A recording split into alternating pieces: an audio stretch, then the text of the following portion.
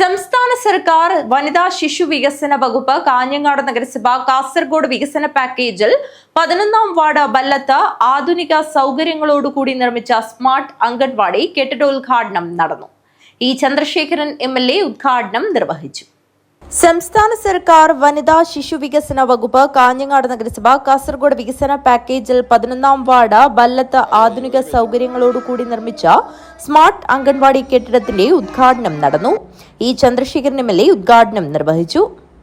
ഏറ്റവും മെച്ചപ്പെട്ട ഒരവസ്ഥ നമ്മുടെ രാജ്യത്ത്, നമ്മുടെ സംസ്ഥാനത്ത് ഇപ്പോൾ ഉണ്ടായിക്കൊണ്ടിരിക്കുന്നു എന്ന സത്യം നമ്മളെല്ലാവരും അറിയണം.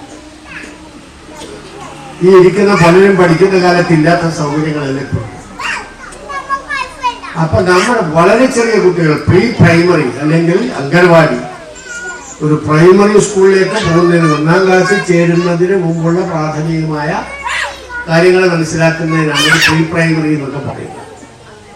അവിടെ പോകുന്നതിനോ അല്ലെങ്കിൽ അത്തരം സൗകര്യങ്ങൾ ഇല്ലാത്തിടങ്ങളിൽ നമ്മുടെ അംഗൻവാടികളിൽ പോയി കുട്ടികൾക്ക് ഇവിടെ വലിയ പഠനമൊന്നുമല്ല, പക്ഷെ ഒരു സാമൂഹ്യമായ ഇടപെടൽ അവരെ പഠിപ്പിക്കുകയാണ്. ഇപ്പോൾ ഇവിടെ വലിയ ഞാൻ അതിൻ്റെ അകത്ത് പോയി, അപ്പോൾ 1 മുതൽ 10 വരെ അക്കം എഴുതിയിട്ടുണ്ട്.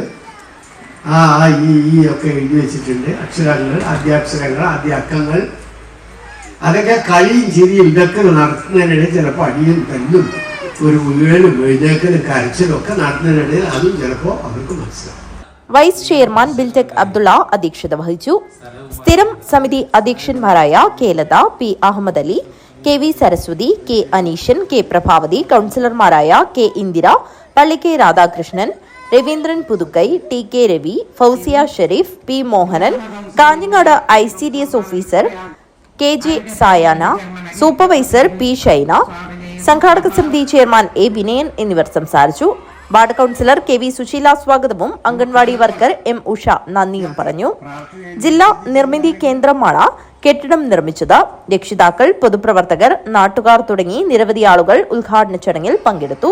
News bureau, Kanhangad.